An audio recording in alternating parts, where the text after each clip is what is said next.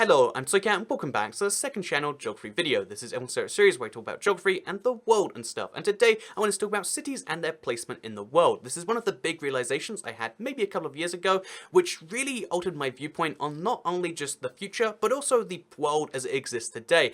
Because even if you disagree with the conclusion of all the data I'm going to be sharing with you today, I feel like at the very least seeing the way cities are expanding, seeing the way that cities sometimes merge or even just like expand in each other's directions, and seeing how that doesn't necessarily take political boundaries into account is a really, at least interesting phenomenon that, regardless of what you want to do about it, it's something I feel like is worth knowing about because it altered how I saw the world, and maybe it does for you too. So yeah, let's get straight into the very first kind of important conclusion you need to reach here, which is that the urban population is always increasing, at least right now. Again, assuming that's not going to reverse because we don't see any inclination that it will, the urban population versus the rural population is always going to go up at the expense of the other. As a population, as a percentage of the population, more than half of it now lives in an urban area of some form versus less than half living in a rural area. And that's quite an important thing because that means more and more people are moving to large cities, and that, less and less people are going to be living in villages and towns and on farms and stuff like that. And it's just an essential thing you've got to keep in mind as we move into the fact that yes, that is a thing that is happening. So where are these people moving? And generally speaking, it's large cities. You might think, oh,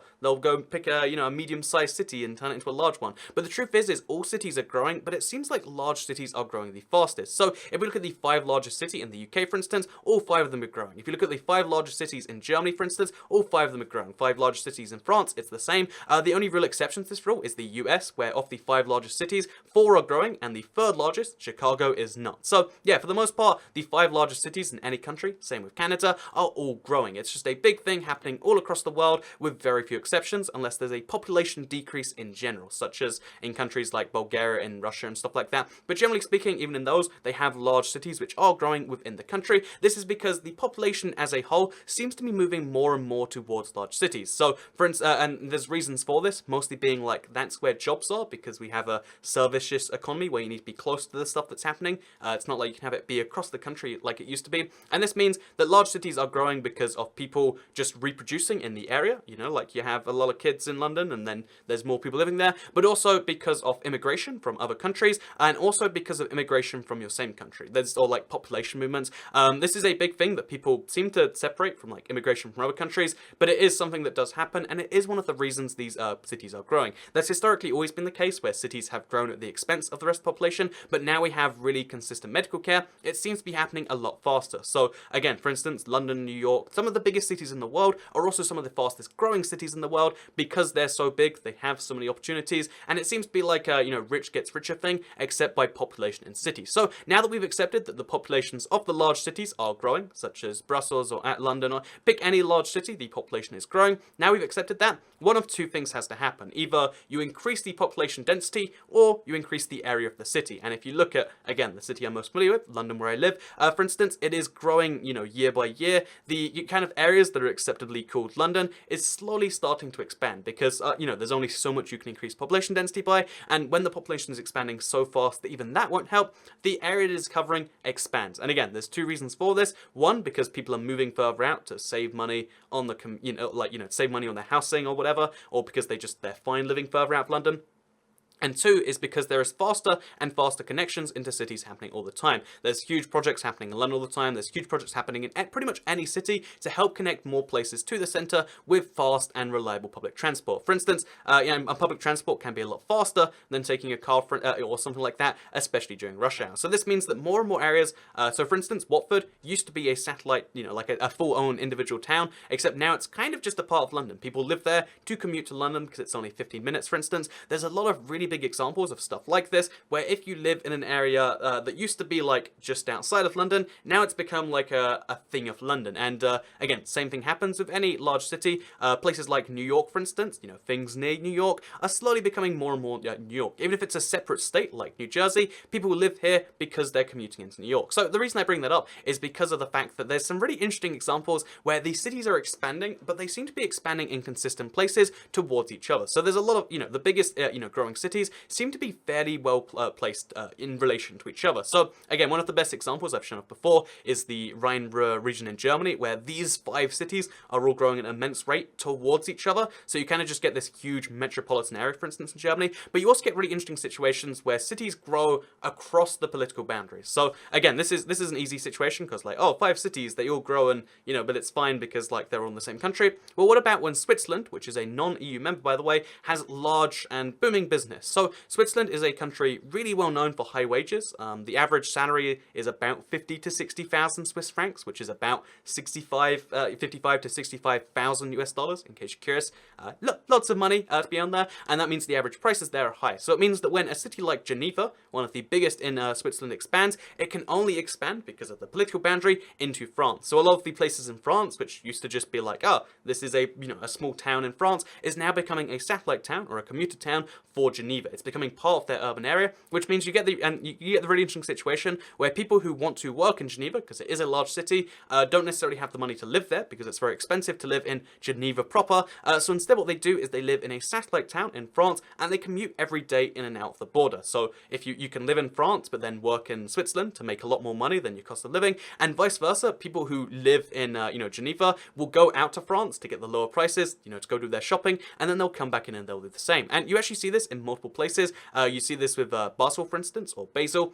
This actually goes across 2 borders. The metropolitan, the urban area for Basel, where people work to live there, actually expands across both France and across Germany with Weil am Rhein and with St. Louis. And it's quite a fascinating thing that like country, the city isn't constrained by the boundary of like how a country works. If there is a possibility to get there within a reasonable amount of time to get to work every day, people will take that opportunity. And in some cases, you do see promotions, such as like the S-Bahns from Basel going out this way. But in the case of St. Louis, it's just like, nope, that's just a French place that happens to be nearby. And it's even so close by that they put the airport for Basel in, St. Louis, in France. So, Basel's airport, the Swiss airport, is inside France because it just makes sense there. It's cheaper to put the airport there. And that's, that's another crazy example of how cities are expanding across, national boundaries sometimes. You see big examples, not quite so big right now, but will be so big in the future, between like Tallinn and Helsinki. So a lot of people from Helsinki go to Tallinn, Estonia, to do some shopping, and some people from Estonia commute to Helsinki to do their stuff.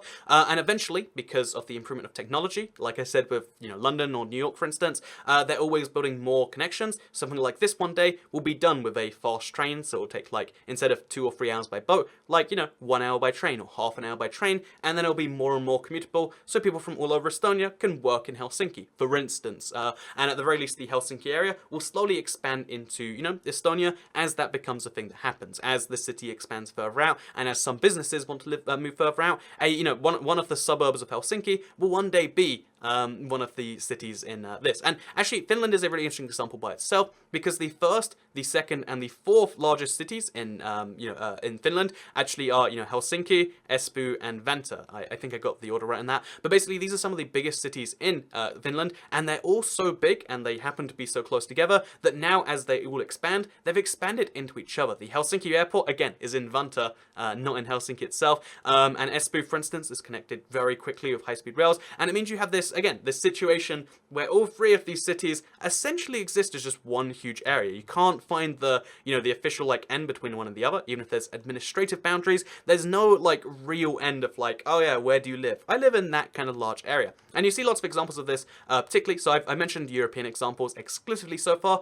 but you see this happen with Singapore, for instance, where some people from Singapore, it's a little bit trickier because the border is, it's like a 2-way thing, but some people will just live in the closest part of Malaysia, and they'll go into Singapore, just every now and then to do some work because you get paid a lot more, and some people from Singapore go out to, there to go buy some fuel and go buy some stuff. There's actually like a rule where you have to leave Singapore with a certain amount of fuel in your tank just to stop you from buying more fuel. There's lots of, weird stuff like this, where Singapore, for instance, in Southeast Asia, or Hong Kong, for instance, people commute from China into Hong Kong, even though there's a hard border there. You see this within the US itself and Canada, for instance. So South Detroit, the South Detroit metropolitan area is actually in Canada. So, sometimes they'll cross a border to make this thing happen. And it means there's this very interesting situation where I think the future of where human development seems to be cities. And these cities seem to be not in a random pattern. The cities that grow the fastest, so some of the cities which are actually shrinking are Chicago, like I mentioned, and Detroit, and yeah, the cities that are shrinking all happen to be very close by together. So all of this stuff right here, you know, Gary, all of these areas are actually shrinking in population. People are moving from these areas to go live in other places, and the interesting thing about this is it means that if you look at the cities that are growing in the US, you'll see how they're very close together. So I mentioned the fourth largest city, I believe it's Houston. It's one of the Texan cities. But the fourth largest city was in Texas. But there's also one of the cities in Texas. Again, Texas is one of the fastest growing states. Actually had, you know, Dallas-Fort Worth, for instance. It is like a mega conurbation of two separate places that are so close together, you know, the gap between them kind of stops existing. And even their airport is just called DFW Airport, you know, Dallas-Fort Worth Airport. And it's, you know, directly between them, like here, as you can see, which is kind of a crazy thing that, like, sometimes it happens willingly. It also happens willingly in the case of the Twin Cities, where I am very soon. But yeah, this happens a lot of times, but it also happens in places across borders where it's not necessarily wanted. So, for instance, the Washington area actually covers not just, you know, if you live in Bethesda, for instance, which, fun fact, is named after, the game studio is named after the area, or you live in the Friendship Village, or you live in Chevy Chase, or you live in Chevy Chase Village, interesting names they have going on here, you're probably working in the Washington, D.C. Washington, D.C., the city, expands way past the Washington, you know, District of Columbia, because that's just how these areas are working. And yeah, this means that there's this rather interesting thing where cities are growing at unprecedented rates, but the ones that are growing fastest seem to be, you know, placed closest next to other cities. So, for instance, if you look at America, there are three major regions of growth. There is the, at least, again, if you look at the stuff, if we exclude Texas, because Texas as a state is doing very well, but if you look at the other regions of the US with very, very fast growth, you can see how there's the Northeast Corridor, which is a huge, what I like to call a megalopolis, and well, it's actually officially called a megalopolis, where lots of cities are so close, you know, placed so closely together that when you live between them, it's kind of like, oh yeah, I live almost, you know, like there's, for instance, Washington to Baltimore to Wilmington to Philadelphia to New York to Boston. They're all huge cities. They're all top, you know, 20 cities in the US, and not Wilmington, but they're all top 20 cities in the US, and you can see how there's like a direct line between them, and how they all kind of like are fading together. You can just about see that, right? The same thing is true if you look at the south, you know, western US with Los Angeles and then San Diego. Los Angeles itself is like a, you know, a whole bunch of different like cities combined. Anaheim, Orange, like all these places that were kind of separate because of the fast highway connections. They've linked in so much that it's functionally kind of like the same place. You know, you see this with the Bay Area, and then you see the areas between the two be very heavily developed, and that's one of the reasons California is so big, because it has two huge regions that are then slowly starting to connect. You see this with the Cascadia region, so northern Oregon and you know, Washington and southern you know, British Columbia. You see how all their cities develop close together. These are all very fast growing cities, and they all exist very, very close by together. And in Europe in particular, even though there is big examples of this happening in other countries, like I just mentioned, in Europe in particular, you can see there's three big regions of growth. So if we look at, for instance, here's a map of population per like administrative unit in the European continent. As you can see, the red areas, if you look around at them, you'll see some trends, right? Like it might not be immediately obvious, but according to Wikipedia, there's like 3 bananas of population that once you see them, you can see it immediately on the map. So there's the green banana. Oh, sorry, there's the blue banana is the most famous one. This is the biggest banana of growth. I know calling them bananas is silly, but if you look at these areas, they're all, you know, they're all very close together. Looking at that map, you can see the big red bulge that happens in a little bit of a banana, you know, like there's a big, you know, central area, and then it kind of like expands down from there. Like they're all kind of close together, and all of these areas are, because of that, becoming more and more connected and are growing faster and faster and faster. There is the second banana, which is the yellow banana, existing on like the south coast of France, the east coast of Spain, and the little bit of Italy. You can see how, yeah, there's a lot of that too. And then the final banana, because it mostly looks like, oh yeah, and the rest of Europe isn't very populated, except you can see over here, there's a lot of stuff too, and that is the final banana, the green banana. So you can see there's a lot of stuff there. And I know it sounds ridiculous when we're talking about cities to be like, oh, so there's bananas of population growth? What does that really even mean? But the truth is there is bananas of population growth because, again, lots of cities are located close together, and the ones that are, the really big ones that are, do very well. So Vienna, Budapest, you know, Bratislava, Zagreb in Slovenia, Zagreb and Ljubljana in Slovenia, all these cities are located fairly close together. They're all, you know, you can get from one to the other if you have to, so the business between them can be done. And given that, again, the world is moving slowly, at least the Western world, is moving slowly towards kind of like a services model where things are done for people, rather than being able to do it with them across this country. So being able to be near someone in another city kind of means there's a there's a mutually beneficial effect that happens when two cities are near each other. Instead of being like parasitic, it's the opposite of that, which I don't recall right now. Symbiotic, that's the word. So there's a symbiotic effect that happens between all of these cities by being so close, because they can have that huge again, benefit of being like that. And this, I should mention, this even happens, like big cities develop, even though these are all separate states in America, which only, the political side of things only cares about their own state. So for instance, New York, both the mayoral seat and also the state seat, both of, the governor of New York and the mayor of New York, they don't care about New Jersey and New Jersey's economic development, and that's why there's not much, I imagine, they don't care too much, but that's why you only see like 2 or 3 bridges across the,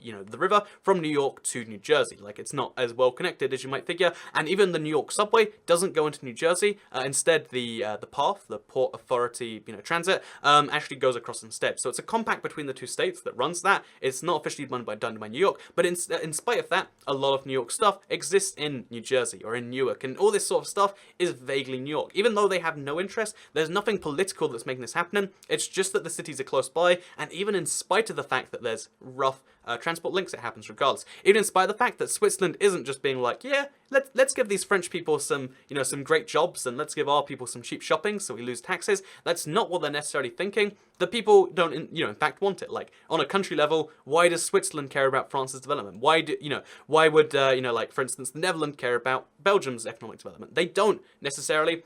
But in spite of that, it's happening anyway, and that's what I find craziest about this, again, these megalopolises and where the population is developing, because it's always developing in places which are closer together. And this is why when you see cities develop, and when you see the shape of cities, they grow in particular areas. So what is my point with all of that? Because I've just said, okay, megalopolises are a thing. I have one more big example, by the way, in China, because Shenzhen, okay, so China, this is like almost like if you don't know how crazy China is, here's one of my favorite examples. So here's what Shenzhen used to look like in 1980. Literally, 38 years ago now, right? So it was a tiny fishing village, and the population was measured in like the dozens. It was a very, very tiny fishing village. Nowadays, it's one of China's most successful cities. Millions of people live there, about 12 million. It depends on your estimates, but some number of millions of people live there. And China are actually developing something called a megacity. Again, they're calling it a megacity project, but it's essentially a megalopolis, but like officially sanctioned, and they're doing the the connections themselves, rather than just saying like, we'll see how it develops itself. They are connecting these things up, on purpose, and that leads to the very interesting situation where you have one of the megacities. It's not the biggest one, but it's one of the huge examples where, for instance, Dongzhuan, Shenzhen, Huizhou, it's Chinese names are hard. Jingmian, Zhongshan, Zhuaihai, Foshan and Zhuaoqing, they're all developing into one huge city that are going to be merged together officially. Like, you can see how right now even the official city boundaries are kind of close together, and if you look on the map, it's really hard to tell that these are all distinct cities. Like, again, it looks like there's like, Guangzhou and then there's Shenzhen, and that's about it. But the truth is there is 10 separate cities being merged together in this one huge thing, right together with Hong Kong there, by the way, which, one day might become the same thing. Probably not, but like, that's a separate, like, a whole issue, but it's all right next to Hong Kong, which another huge city, one of the biggest trading ports in the world. The fact that all of that is happening together, the fact that that's officially being happening together, is one of the reasons why China's population growth is so huge, and why there's so much economic development, at least in my experience. So, in my opinion, I should say. So, yeah, my point with this video is that cities are developing together into mega kind of cities. But in case you, like, the future of population, or the future of living in the world seems to be, if we follow our current trajectory, you might figure that, oh yeah, at some point we're going to run out of land on the earth. That is not the case at all. We're always moving into higher and higher densities, or at least higher density cities and stuff. And if you look at the majority of most countries, even though we have, 7 point something billion population in the world, coming on 8 billion, even if you look at that, most of the land in the world is not used. Look at Ireland, for instance. If you look at like what it looks like houses, like Dublin, you can see how it's like a small portion of the country. Like, you see a little bit of that down in Cork too. You see a little bit of that over in Limerick, and you see that in a few separate places, but it's mostly just green farmland that's being farmed almost automatically, because we have a lot of automation in that. like most of the country is pretty much unused. Like if you wanted to, you could go live on some random farm. This one right here, you could go live there if you wanted to. And I mean, the farmer wouldn't be happy, but my point is they're all like really, really low density stuff that could be converted if it really needs to, but that's not how we actually will do things. And the population is about, again, like I said, 7.something billion. We're projected to reach about 10, 11 billion, and then the population is going to go downhill. That's a fact you might not have known, but the population is actually, again, we're going to reach a peak, and then from there, we're likely to go downhill because, birth rates aren't rising. Do you want to have children? Didn't think so. And because of that, because there is the interesting situation where the population is going to peak, and because it's getting in denser and denser places, the truth is we're never going to run out of land. We have so much land and it's everywhere. It's just a matter of where is the population going to end up, and I believe it's going to end up in megacities. I think, or megapolises at least, because again, whether the cities will ever officially combine in any official sense is something yet to be seen. But I think we'll see stuff like, for instance, London, expands, and again, it seems ridiculous now, but London and Paris are linked 2 hours away by train, like the area between them, a lot of the stops in between, like Calais, for instance, or like Lille, which is actually between Brussels and the UK. But you're seeing these areas massively grow just by being between two other big areas, and because of this, again, most of your big area happens between cities or in the city itself, and I think that we're going to end up in a situation where we just, okay, so the this is the really crazy part of it. So I think the thing that is almost undisputable is that cities are growing together. I think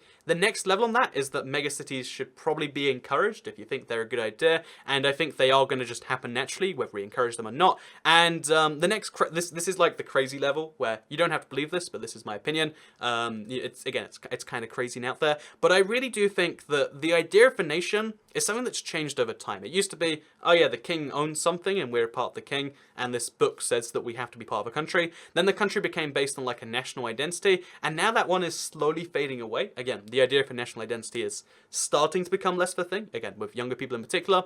And, what will the next level of like a nation be? I think it might be based around the, the megacity concept. Like, there will be one the blue banana will be a country, and the yellow banana will be a country, and the green banana will be like a country too, and that might be how the world goes. Again, I don't know for sure. So many things will happen in the meantime that will change this entirely, but that is my view of how things will go if they continue at their current rate. And I think that's kind of cool. I'd like it if London was close linked to Brussels, and we could just, like it was instant link, like, oh yeah, hop on the metro, go 2 stops and you end up in Brussels. That'd be kind of cool. Go 4 stops and you end up in Amsterdam. That would be wonderful. And yeah, but that's my opinion. Let me know what you think in the comments down below. I really wanted to get this off my chest for a while now, so let me know what you think of the fact that the world is combining into megalopolises, and there doesn't seem to be much we can do about it, but there doesn't seem to be much we'd want to do about it. But yeah, let me know, comments down below. Thank you very much for watching. Second channel, don't care. Goodbye.